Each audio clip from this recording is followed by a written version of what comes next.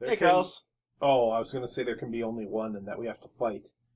And then we cut off one or the other's heads and lightning. Did you know that in the animated Highlander the animated series, the immortals could just give up their power to another immortal and they would become mortal?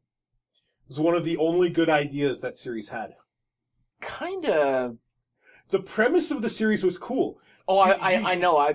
Well, for our listeners, humanity basically destroyed the planet, and the remaining immortals decided, you know what, our quarrel is bullshit. We need to help the Earth. We are putting it all aside.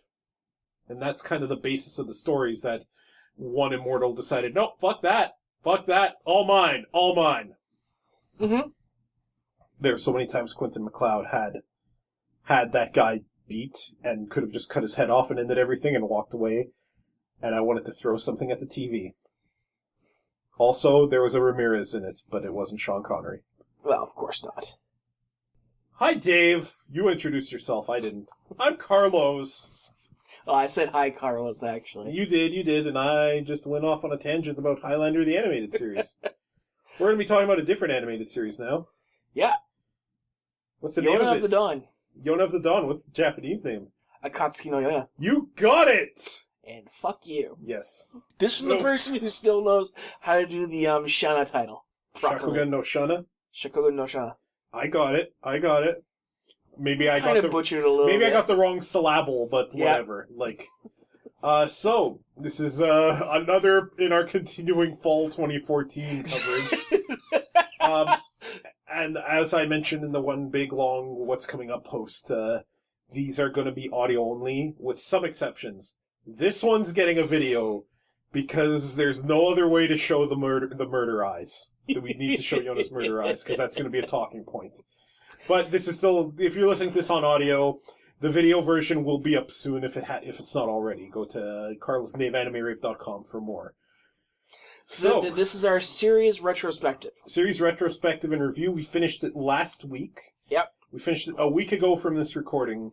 I was going to go read the manga, but I decided to hold off because I have a lot of thoughts and feelings about this, and I wanted to get them out before I even started, and because I want to know what you thought of it. What did you think of Akatsuki no Yona when all is said and done, of 24 episodes of this show? It's never been bad. It's never even dropped, in my opinion at least, down to average. The series has always been good and above for me. Sure. The pacing has been done well. There's a couple places here and there that they could have tightened up or even just cut here and there, but in the end they didn't need to. They could have gotten more out or spent more time on this character or that character or developed things, but they spent just enough time with the characters they did to get across what's going on. Oh, damn. What are their names, Dave? There's one name I don't remember, but none of the heroes. I remember all their names. Which dragon? No, not of the dragons. Of, Yona's... the one who betrayed them. Suwon? Suwon. I mean, I appreciate that they spent a couple episodes near the end on Suwon and how he was going around the country. Yeah, because that Suwon... that was a good piece of character development where you as the viewer are all of a sudden like, you know, the guy's an asshole, but he knows what he's doing. I think the point was to show that Suwon, and this is one of the great things about this show, it's not so cut and dry when it comes to either Yona's father or Suwon. Mm-hmm. Neither of these characters are cut and dry, which is what makes it so hard for Yona. But please go on. The only thing I think they rushed is introducing our fourth dragon in the last... Gino? Yeah. While I didn't go and read the manga, and I am going to probably at some point this week, I did see what Gino is. Oh. Do you want me to spoil it? Go ahead. Okay. Spoilers for anyone who hasn't read the manga and read ahead or gone ahead what the anime shows us. Gino is in fact the yellow dragon The reason that he didn't have the blood boiling moment is because it's already happened to him. He is the original yellow dragon. He does not age. He is thousands of years old and far wiser and more world savvy than he lets on. He's been following them since Yona left the castle. And his power is that he can regenerate just about any injury. And when he does regenerate, he gets the dragon scales temporarily on the part that regenerates. Okay. So, like, if his arm gets cut off when it regenerates, and it will, and he can control the arm while it's off of him, it, like, regenerates into a similar dragon arm to Kija's. And then it eventually just reverts back to human. Okay. So that's who Gino is. Cool. I mean, we already saw in those last 2 episodes that he was much more intelligent. Oh, they hinted that there were bigger things than what he lets on, right? Like, that there's much more to him. So yeah, no, they gave all the dragons other than him more than enough character development time for us to get used to them. In fact, I'd say the one that they gave the least as a build-up is the white dragon. Kija. Well, apparently there's an OVA and half of it is focusing on his childhood. Yeah. But Kija joined so early that we got to see a ton of him. Yeah, but, I mean, it's good they did it in the order they did, because we got to see a village that respected the dragons. Yep. And then we got to see the rest. Yeah, the rest where none of it was like the White Dragon Village. Yeah, so not only a shocker for, him, but for the viewers, it's just like, wow, so these guys consider it a curse. And this makes sense. Over thousands of years, they're going to have very different upbringings. In one village, it's going to be revered. In another, it's going to be seen as cursed. And in another, the dragon's going to be like, fuck Destiny, I'm going to go do my own shit. Which, I'm wondering if sooner or later we're not going to end up in his town. Who's, Kija's? No, in, Geno's? Green Dragons. Oh, because he left. Jihaz, yeah. He left his town. Yeah, he left his responsibilities to go be his own man, like. Yeah. Any big issues you had with the show other than its pacing? And even that's minor. No, I know, but you did say you had some minor issues with the pacing. Did you have any other gripes? Really, no, because Yona's character development was gradual and believable. It starts with an H, not Hugh. Hugh, that Korean warrior Hugh Grant? Yeah. Hack. I love how Hack develops as well. I mean, he's always a badass, ass-kicking general. If Sailor Moon Crystal knew what it was doing, Darien would have been Hack. Yep. And if Nanatsu no Taizai, Seven Deadly Sins, knew what it was doing, Yona would have been... Sorry, Elizabeth would have been Yona. See, I know that one. Yeah, Elizabeth would have been Yona. Minor thing, they need to tone down a little bit on how cute that freaking squirrel is. But I love Ao. He's so adorable and it. savvy as shit. He is like, what's Tintin's dog's name? Snowy? Yeah. He is Snowy. He's like, he was a part of their plan. Snowy wishes he was as good as him. No, Snowy is sentient. Let's be real. Snowy has saved Tintin's life more than once. But I was like, okay, here's the plan. Okay, did they actually go to Ao and be like, Ao, when they're tied up, you're gonna go free them? And then was Ao like, okay.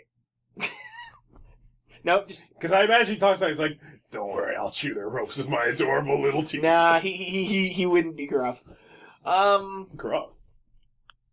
No, every scene that he popped up, he was smiling. I got a smile on my face. He was almost distractingly cute. Yes, and not in a terribly sinister way, like QB. And no, I'm not doing that. I'm not talking about shitty animes during a good one. No. I don't have really any gripes about Yona. It just... I understand and appreciate that. I have some And some of them are bullshit, so please feel free to call me on them.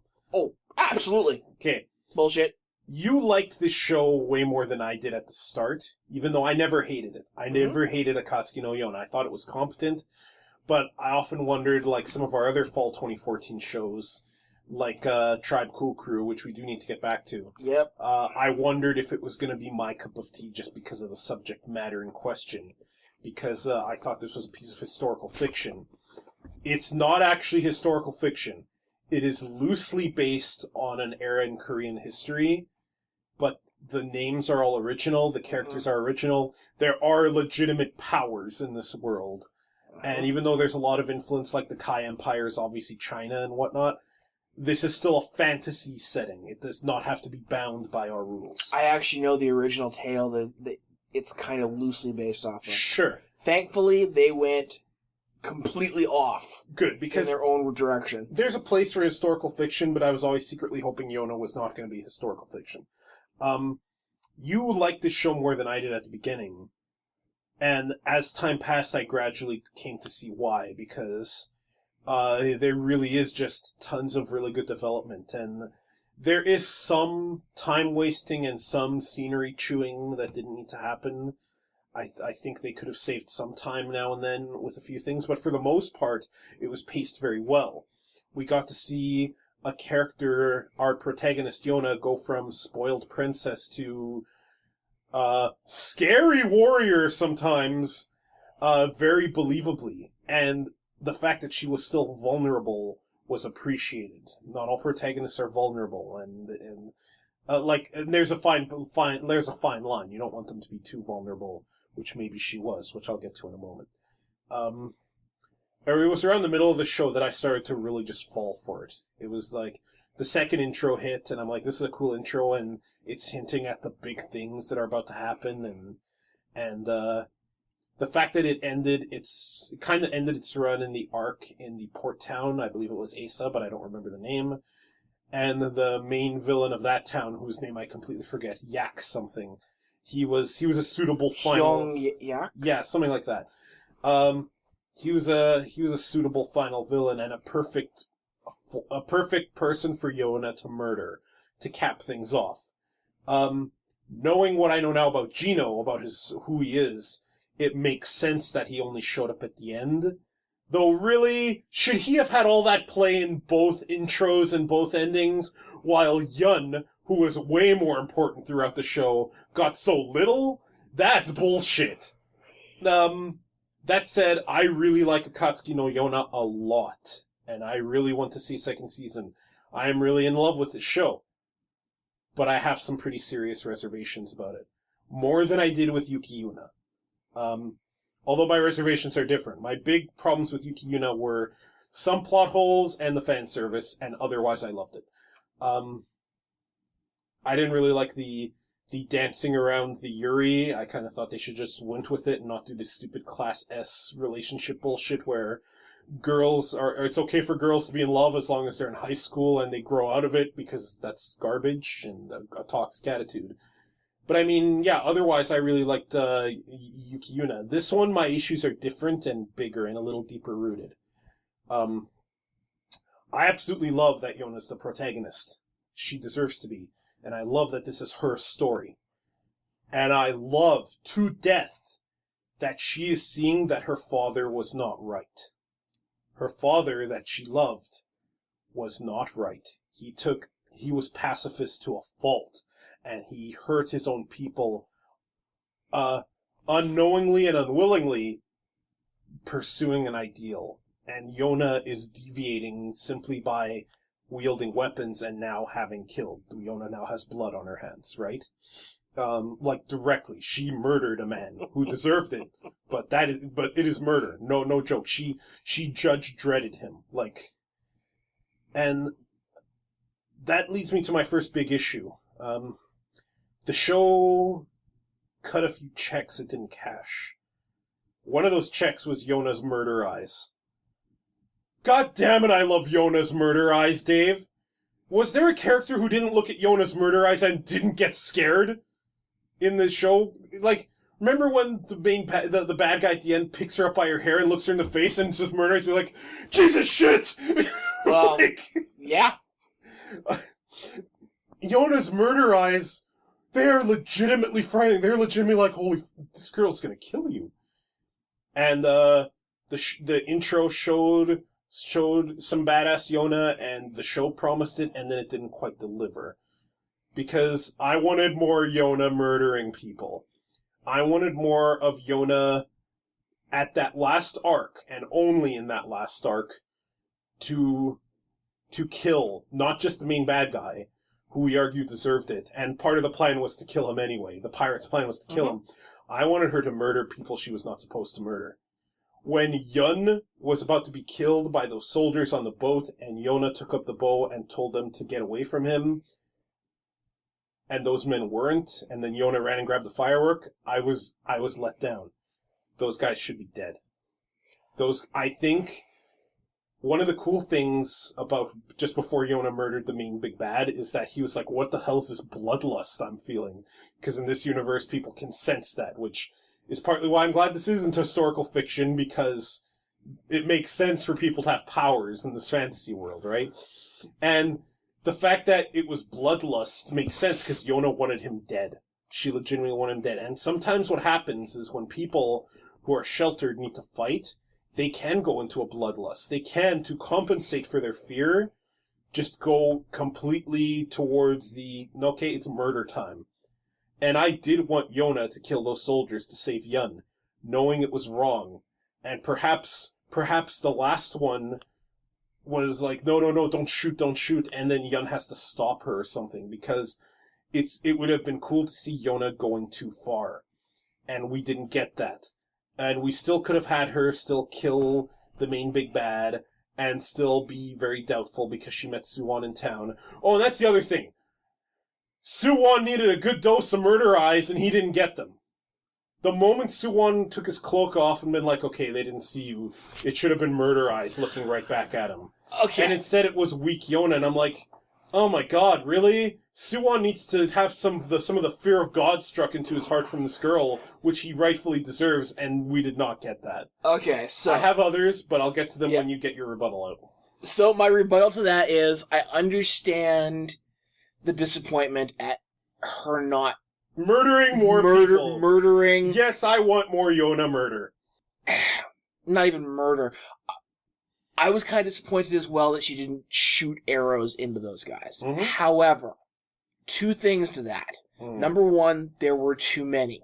Oh, you don't know the scene I have envisioned in my head. The scene I have envisioned is an arrow gets loose, it hits one guy.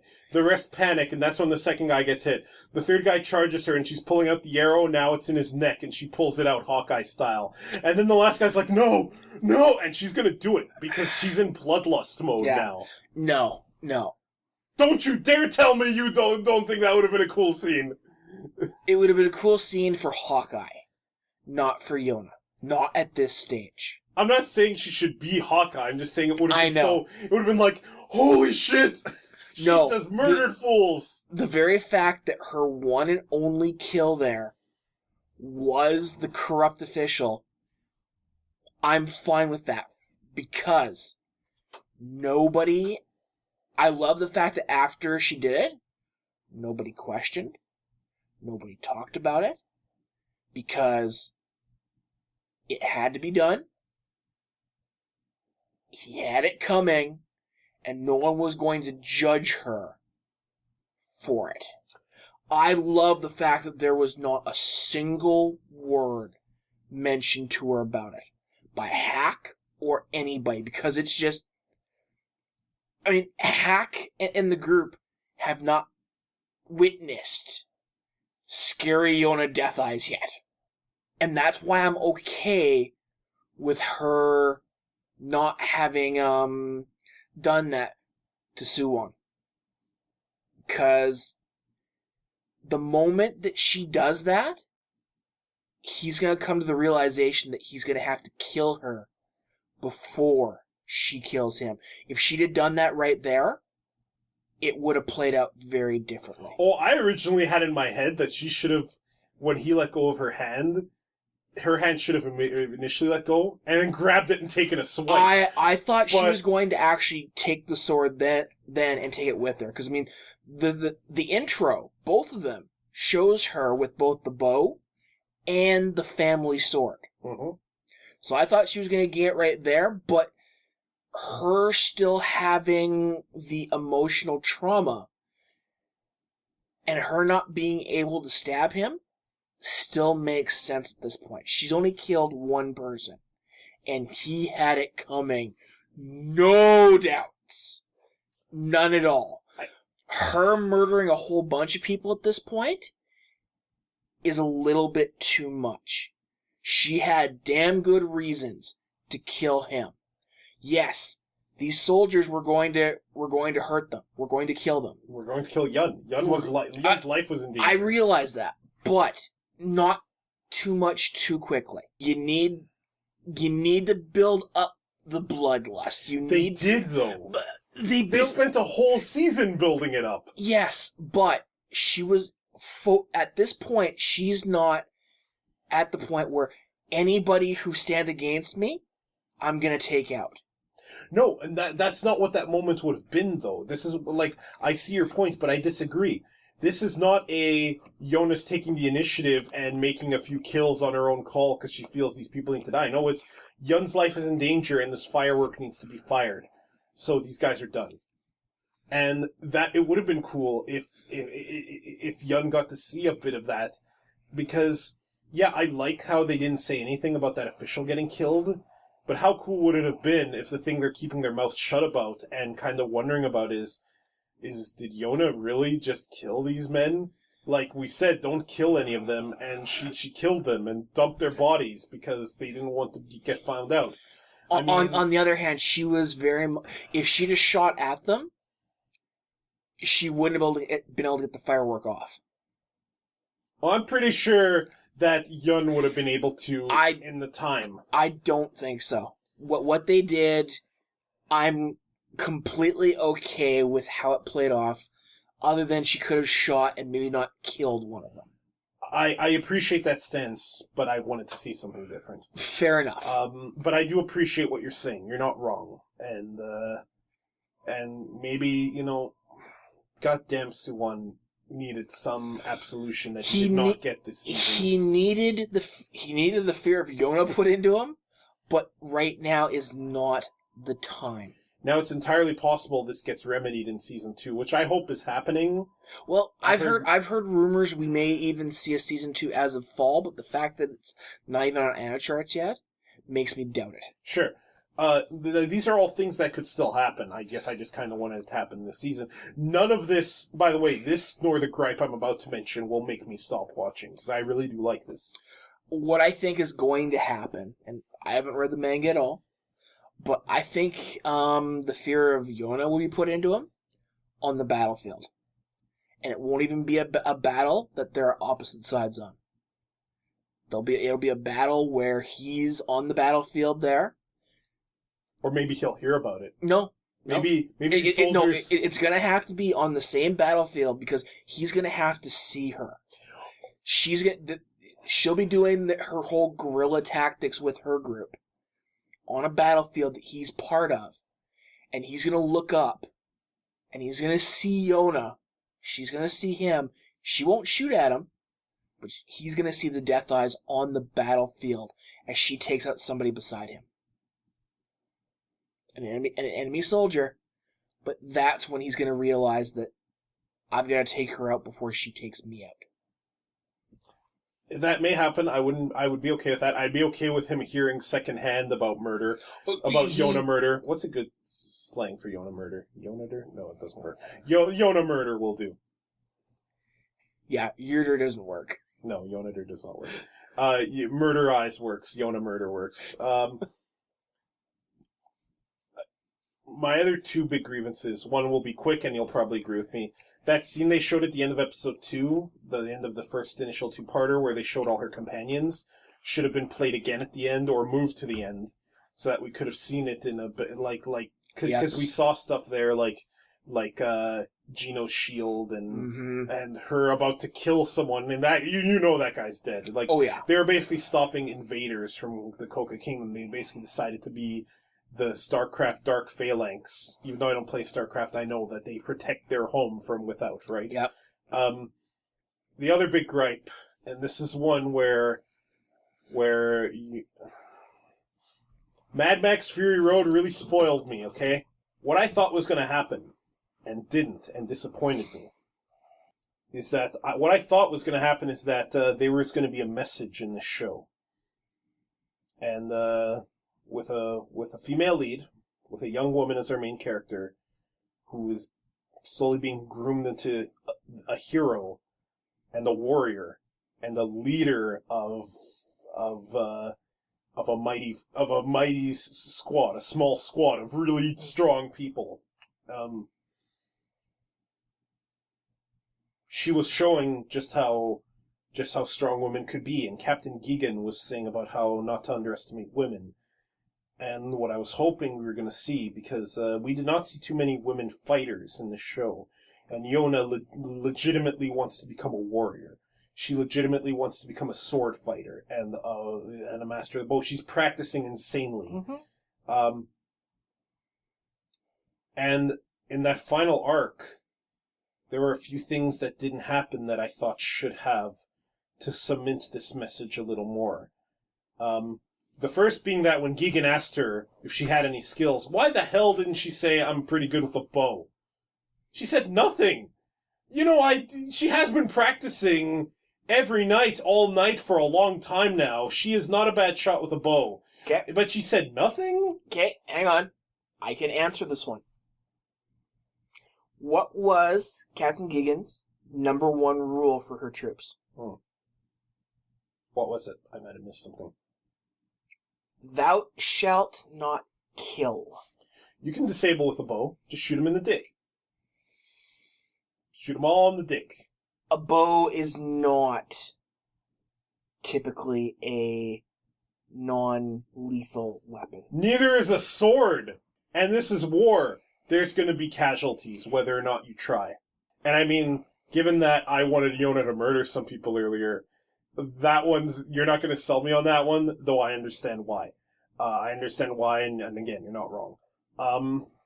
But we're not going to have her shooting Hawkeye's fist. No, I'm not saying that at this point she should be pulling a Tigre from Vanitas move, shooting an arrow straight up, walking forward, and then it lands on the person who's about to strike her from 3 feet behind her, okay? No, I'm not asking for that. She never pulled off any trick shots, though. No. In the future, she better be pulling off some Revolver Ocelot shit with that bow, is all I'm saying. She is the Red Dragon. Yona's part dragon. Let's not forget this. There's power here. I don't think those fire eyes are an illusion. I don't think they're a metaphor. I think legitimately people look at her eyes and they're like, is there fucking fire in there? The other thing is that, like, Yona saved the lives of a lot of women, and there was a human, they were going to be trafficked, like human trafficking, and in the Kingdom of Kofka, slavery was made illegal, so there's some progressiveness there, right? I was kind of, I was hoping for more of a women can fight too angle at the end. That didn't really happen.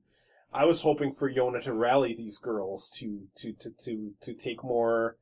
I was hoping for more of a women empowerment vibe in this last arc that we didn't really get. The fact that this was human trafficking was just the fact that they were women was just tangential. It was just consequential. It could have been men. It could have been male slaves, male laborers that they were smuggling, and the whole thing would have played out the same way, and I'm a little disappointed with that.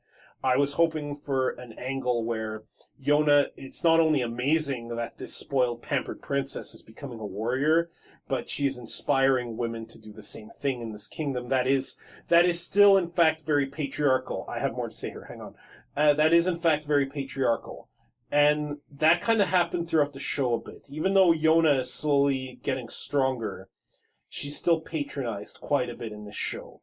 There is still a lot of the show feeling that it needs to tell us that Yona keeps advancing despite the fact that she's scared. And there's still quite a bit of Hack basically treating her like a little girl, even well into the point that she's proven she's not.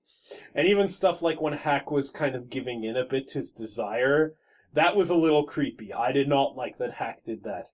There's still a patriarchal slant to this show, not just in that last arc, but throughout it. And with the show with a female lead who is our protagonist and whose very development is the cornerstone of everything, I wanted more of a feminist message to that last arc, especially with the freeing of the women. And I'm rolling my eyes. Yeah, I know you're rolling your eyes, because fuck you. No, because, okay, you started this off right. Mad Max spoiled you. Oh my god! It spoiled me because we never get that in fiction. So well done in Mad Max. It could have been well done here. All the ingredients were here. Did she empower? She didn't have to empower all the women on that boat. She did, however, succeed in getting the one who was most adamant about not doing something to help her and lash out. Which is good. Which was awesome. I was glad to see that she risked her life and ended up beating the guy, knocking him out. That was great. I actually thought at one point that all of a sudden all the women would be up there fighting. But the fact it didn't happen didn't bug me at all. It disappoints me that it didn't happen. It would have needed more. If they were going to do that, they would have had to have had Yona take a more active, rebel rousing with the women. Which I wanted. The fact that Hack... Everything that Hack did... I mean, it was a little bit creepy when he was doing that. Licking the honey off her hands. On the other hand, the fact that he isn't seeing her as the warrior she's becoming until near the very end, that also makes sense to me because he's known her all his life. He sees that she's making strides, but as we see in that last segment with Su Wong, she's not there yet. She's working towards it, but there's still the lost little girl in her when it comes to certain events and certain people. She's not Xena at this point. She's becoming that, don't get me wrong. If Xena was on the same battlefield and Yona brought out her death eyes, Xena would back off. Shit. That girl has some creepy eyes, man. She'd be like... Like, if Yona's in an RPG, that's an ability. Murder eyes. Incites fear. May cause enemy to run. Yes. But... Again, like, the dragons have all met her under circumstances where, okay, other than the yellow dragon, where Yona wasn't there yet. When they met the white dragon, she was very much a person to be protected.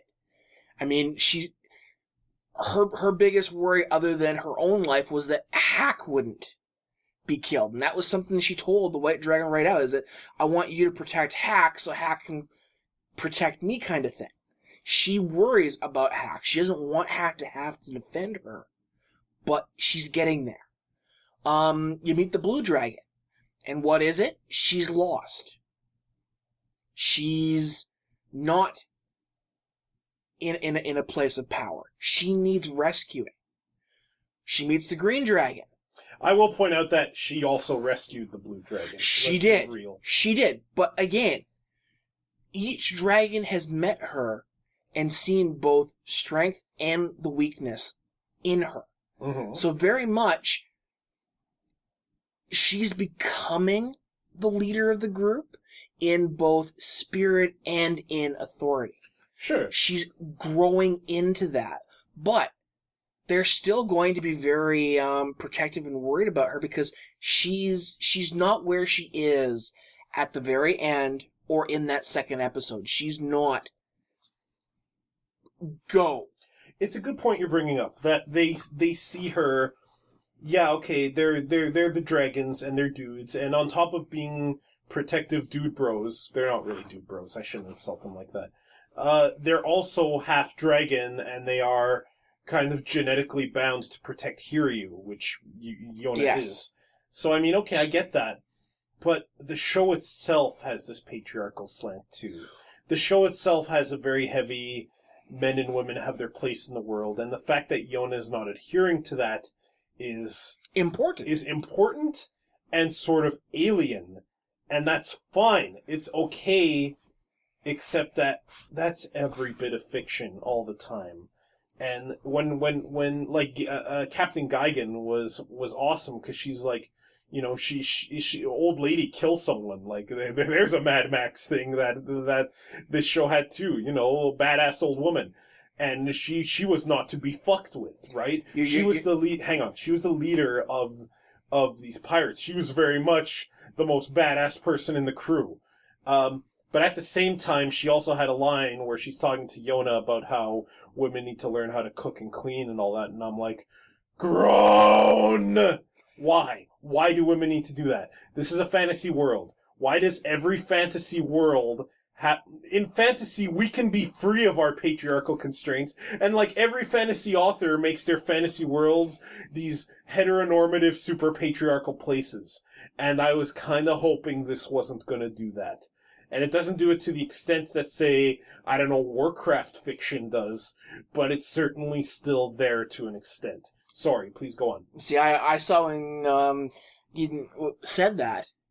What's her name? Gigan. Excellent! Fuck you. Well, you didn't say her name. I thought you were doing your thing where you skip over the name because you don't remember it. And as you know, Dave, I gotta call you on that every single time because I'm an obnoxious fucker. Yep. Yep. Yeah, you are. Mm-hmm. I saw that more as her mocking Yona. If you go back and watch that whole segment there, she was mocking her as in, you've got no skills at all.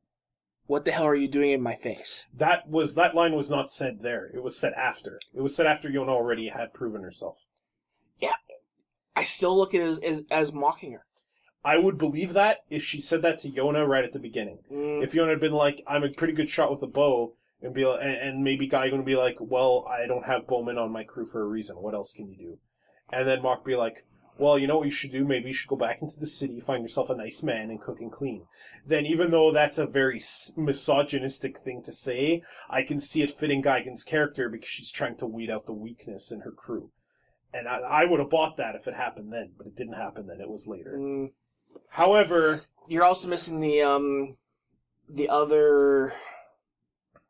leader of the Earth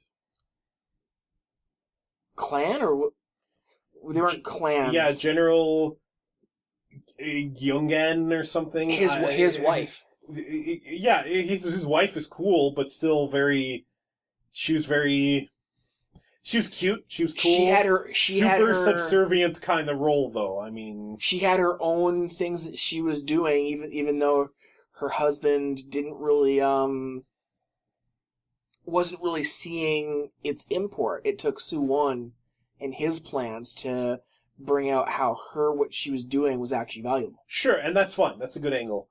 But I kind of want more. Like I said, Mad Max spoiled me. Yeah. I with so much patriarchal fiction, I didn't want you to be one of those. There is one gripe I will say about the dragons. That they're all dudes? One of them should have been female. One of them should have been a woman, yes, I agree. At least. And if it was my call, it would have been Jiha. Yeah. I think Jiha, as the high-flying, badass pirate woman, would have fit. And Jiha could have still been all about pleasing the ladies. Mm-hmm. Because then that would have shaken up the heteronormativity a bit, because every reference to heterosexuality in the show was played for laughs. Which is another roll my eyes and groan moment. Because enough of that in 2015 already. All fiction everywhere on Earth, Japan, Hollywood, it doesn't matter. They all do this, and it's getting old. Otherwise, I really like Akatsuki no Yona. I'm going to be reading the manga, and I will be watching season 2 of it when it comes out. We are going to do a dub review of one episode, but I don't like this show enough to rewatch it again, I don't think. So I don't want to do a whole dub review like we're doing with Yuki Yuna, which I do like enough to rewatch. Mm-hmm. So, I mean, Yeah, it's a good show. Strong characters. I have some deep-seated reservations, not all of which you agree with. I think we can both agree it's not perfect, but it's definitely super enjoyable and definitely a really good show to come out of the fall 2014 season. Probably in our top 3 of that season, alongside Yuki Yuna and Goguri Kakuri-san, would you say, so far? In no particular order? Why? Really? Why are you glaring at me? Why are you glaring at me? What did I say wrong? You can't do the murder eyes. Oh god, your eyes are on fire. Oh god, they're really on fire. Somebody get a fire extinguisher. I'm going to say in the top 5, because right now for me, the top 3 are Amagi Brilliant Park. Oh, I forgot about Amagi Brilliant Yuki Park. Yuna. Yona of the Dawn. Goguri Kakuri-san. Uh-huh. And that's where it ends. So 4 then. So you don't know numbers and I don't know shows. I don't know what number 5 is yet. Sure. Okay, then we definitely have our top 4. I forgot that Amagi existed. And yes, Amagi Brilliant Park is also really fucking good. Yes, I'm really hoping that the OAV for Yona of the Dawn is better than the one for frickin' Amagi Brilliant Park. Because that was a waste. What a fucking waste. So, I seriously hope that Yona does have some kind of dragon ability of her own, even if it is just the murder. Even if it's the murder eyes. Even if she has the Phobos glare, where the fact that it instills fear in people is a combination of her face and the fact that there's a dragon power going on behind the scenes there. And maybe that ruins a little bit of the murder eyes, but if she can glare at an opposing army and make them run, how is that not awesome? Bottom line is her first kill was more than warranted. Oh yeah, that guy needed to die. But they all needed to die, so I don't know. They were all trafficking women. Like, let's be honest. Women and children, yeah. These were the scum of the earth. Like, yep. I kind of hope and all those soldiers. I mean, I will give credit to Captain Guyan the fact that she didn't want to kill people, and that some of those soldiers might be conscripted soldiers from the town, but outside of the couple here or there that may have deserved to live because they were conscripted, the rest all knew who they were following. The mercenaries and those soldiers deserve their deaths. Sure, they really did. And arguably, Suwon isn't going to shed any tears for them because he was on his way to the town. If they hadn't come across, it wouldn't have saved the women. No, it wouldn't have saved the women. But that was a brilliant move for the show, in that Suwon had heard this and was coming to put it down. Yes, and here's the thing. This is why Suwon is a cool character, too. Arguably, he had every right to kill Yona's father. Arguably, he had every right to try to do better for the kingdom because Yona's father was failing it at some level. And it's less that Suwon's a dick, it's more that he's in a difficult position. But I don't want to sympathize with him too much because he's a fucking dick. He was going to kill Yona. I mean, he decided after to hide her because maybe he still has some feelings for her too. I'm actually wondering if that scene wouldn't have played out better if his second in command had seen Yona, and he had told him to leave her alone and let her go on her way. That second in command probably wouldn't have wanted to let that go. So I'm okay with the fact that he hit her. I still just wanted him to get a dose of the murder eyes. I wanted her to be like, that official he said is missing, he's dead. He's at the bottom of the sea. I'd put him there. Like, the next time that they meet, that's when the murder eyes have to come out. I'm still okay with her being conflicted. I mean, she did just kill a guy. What better time? Oh, okay. I think we're going to fundamentally disagree on this one. Yeah. While still hoping it happens later. The sad thing is that Suwon really should have been put in charge of the day-to-day runnings of the kingdom. by her father. Oh, her father no doubt has secrets we're going to find out. Of this, I've no doubt, because there's history. Suwon, you don't just go hating a man. Suwon doesn't seem like the kind of guy to go, that guy has a stupid face, so I'm going to bust it. He's not Carlos. Well, he thinks that he killed his father. Yeah.